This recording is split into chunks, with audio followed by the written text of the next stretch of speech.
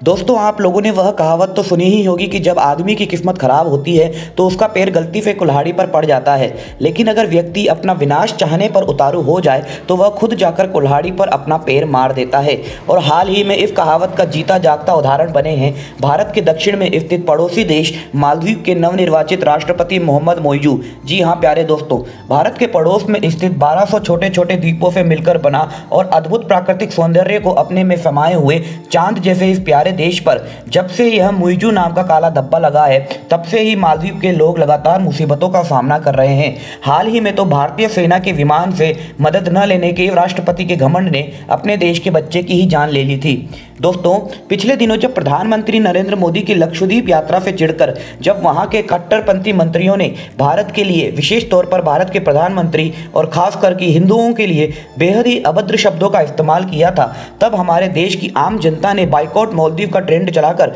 अपनी डिजिटल शक्ति का ऐसा नमूना दिखाया था कि मालदीव को अगले ही दिन माफी मांगनी पड़ी और अपने मंत्रियों को बर्खास्त भी करना पड़ा। लेकिन दोस्तों, इतना सब हो जाने के बाद भी राष्ट्रपति मोहम्मद मोइजू अपनी हरकतों से बाज न आए और उन्होंने चीन के इशारे पर लगातार भारत विरोधी गतिविधियां करना जारी रखा, चाहे फिर वो भारतीय सेना को अपने देश से हटाने के लिए कहना हो या फिर चीन को अपने आयरलैंड बेचने की योजना हो। लेकिन अब खुद चीन के कारण ही मोहम्मद मोइजू की सरकार पर ऐसा संकट आया है जिससे उनकी रातों की नींद उड़ गई है और इस संकट पर चाहकर भी चीन उनकी कोई मदद नहीं कर सकता है, क्योंकि मालदीव के विपक्षी दल संसद में राष्ट्रपति मोहम्मद मोइजू को हटाने के लिए महाभियोग प्रस्ताव लाने पर राजी हो गए हैं। जी हाँ दोस्तों, मालदीव के संदर्भ में महाभियोग वह प्रक्रिया है जिससे कि राष्ट्रपति को इस्लाम, संविधान या कानून के खिलाफ कोई काम करने पर, अपने पद का दुरुपयोग करने पर या फिर अपनी संवैधानिक जिम्मेदारी न निभा पाने पर उसके कार्यकाल से पूर्व ही उसके पद से हटाया जा सकता है। दरअसल दोस्तों, हुआ यूं कि रविवार को मालदीव की संसद में चीन द्वारा समर्थित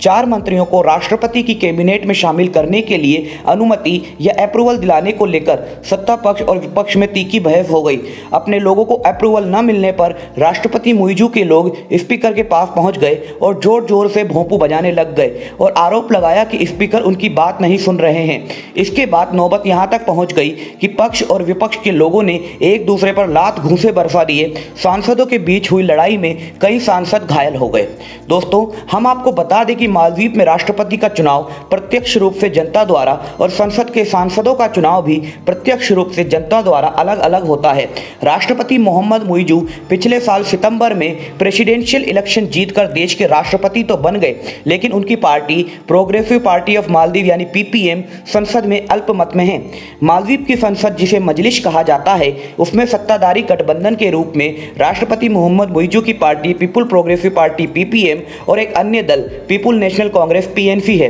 तो वहीं दूसरी ओर विपक्षी गठबंधन में पूर्व राष्ट्रपति इब्राहिम मोहम्मद सोलेह की मालदीव डेमोक्रेटिक पार्टी एमडीपी और एक अन्य दल द डेमोक्रेटिक है। क्योंकि राष्ट्रपति मोहम्मद मोइजू की पार्टी अल्पमत में है, इसलिए राष्ट्रपति किसी भी हालत में संसद में अपने मंत्रियों की नियुक्ति को पास करवाना चाह रहे थे, लेकिन विपक्षी दलों ने उनके मंत्रियों के अप्रूवल पर रोक लगा दी। इस बात को लेकर दोनों ही पक्ष के लोग एक दूसरे पर टूट पड़े। स्थानीय मीडिया के मुताबिक संसद में बहुमत रखने वाले सोलेह की मालदीव डेमोक्रेटिक पार्टी एमडीपी ने राष्ट्रपति मोइजू के खिलाफ महाभियोग लाने लायक सांसदों के हस्ताक्षर जुटा लिए हैं और अब जल्दी ही बाकी पार्टियों के साथ मिलकर राष्ट्रपति मोहम्मद मोइजू को हटाने के लिए यह प्रस्ताव संसद में पेश किया जाएगा। दोस्तों, हम आपको बता दें कि मालदीव की संसद में कुल 87 सांसद हैं और राष्ट्रपति को हटाने के लिए कम से कम 53 वोटों की आवश्यकता है। वहीं महाभियोग प्रस्ताव को पेश करने के लिए कम से कम 34 सांसदों के हस्ताक्षर आवश्यक होते हैं। मालदीव डेमोक्रेटिक पार्टी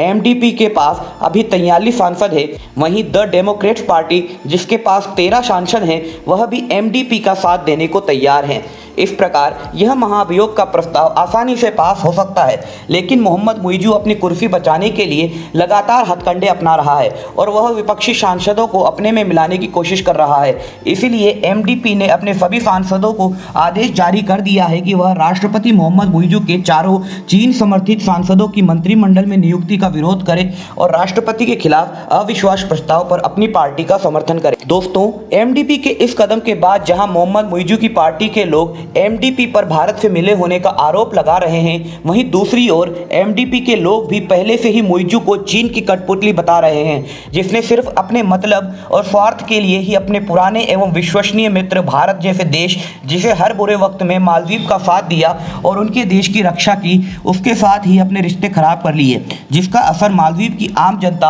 और देश के टूरिज्म इकोनॉमी पर पड़ रहा है। दोस्तों, सत्ता पक्ष और विपक्ष की इस लड़ाई के बीच यह देखना काफ़ी दिलचस्प हो गया है कि महज 13 सांसद रखने वाली राष्ट्रपति मोहम्मद मुइज़ू की पार्टी पीपीएम और उसके साथ सत्ताधारी गठबंधन में शामिल पीएनसी के दम पर राष्ट्रपति मोहम्मद मुइज़ू अपनी कुर्सी बचा पाएंगे या नहीं, या फिर एक बार फिर भारत समर्थित इब्राहिम मोहम्मद सोलेह की एमडीपी पार्टी सत्ता में वापसी करेगी। इसका फैसला तो आने वाले कुछ दिनों में हो जाएगा। लेकिन दोस्तों, तब तक यदि आपको हमारा यह वीडियो अच्छा लगा और इसमें दी गई जानकारी से अगर आपके ज्ञान में थोड़ी भी वृद्धि हुई है तो प्लीज़ इस वीडियो को लाइक कीजिए और हमारे इस चैनल को सब्सक्राइब कीजिए, जिससे हमारे और इस चैनल की ग्रोथ में बहुत मदद होगी। तब तक के लिए मिलते हैं आपसे